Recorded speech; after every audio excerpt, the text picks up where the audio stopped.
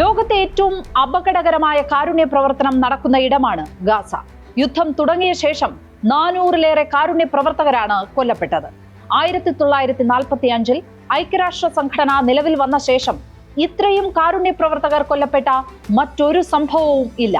ഇത്രയും അപകടകരമായിട്ടും ഭക്ഷണ വിതരണത്തിന് സന്നദ്ധരായി നൂറുകണക്കിന് ആളുകൾ മുന്നോട്ട് വരുന്നുണ്ട്. പക്ഷേ അവരെയൊന്നും ഗാസയിൽ പ്രവർത്തിക്കാൻ ഇസ്രയേൽ അനുവദിക്കുന്നില്ല. കിഴക്കൻ ജെറുസലേം കേന്ദ്രീകരിച്ചായിരുന്നു ഐക്യരാഷ്ട്ര സംഘടനയുടെ കാരുണ്യ പ്രവർത്തനങ്ങൾ നിലകൊണ്ടിരുന്നത്. അവിടുത്തെ സ്കൂളും മറ്റ് സംവിധാനങ്ങളും ഇസ്രയേൽ ആദ്യം തന്നെ പൂട്ടി. കാരുണ്യ പ്രവർത്തകർക്ക് വിസ നിഷേധിച്ചു. കിഴക്കൻ ജെറുസലേമിൽ 70,000-ഓളം മനുഷ്യർക്ക് അത്താണിയായ ഒരു ക്ലിനിക് ഉണ്ട്. അതും ഇപ്പോൾ പൂട്ടലിന്റെ വക്കിലാണ്. ഗാസയിൽ നൂറുകണക്കിന് കുട്ടികളാണ് ഇപ്പോൾ മരണം മുന്നിൽ കാണുന്നത്. ആഫ്രിക്കയിലൊക്കെ മുമ്പുണ്ടായിരുന്ന സ്ഥിതിയാണ് ഗാസയിൽ.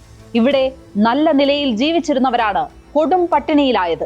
ഈ സ്ഥിതി 1-2 മാസം കൂടി തുടർന്നാൽ പട്ടിണി കിടന്ന് ഒരു ദേശത്തെ കുട്ടികൾ എല്ലാവരും മരിക്കുമെന്നാണ് മുന്നറിയിപ്പ്. ഇതൊക്കെ ആരോട് പറയാൻ? സ്പോട്ട്ലൈറ്റ് ഇനി നാളെ മറ്റൊരു വിഷയവുമായി ഇതേ സമയം. നമസ്കാരം.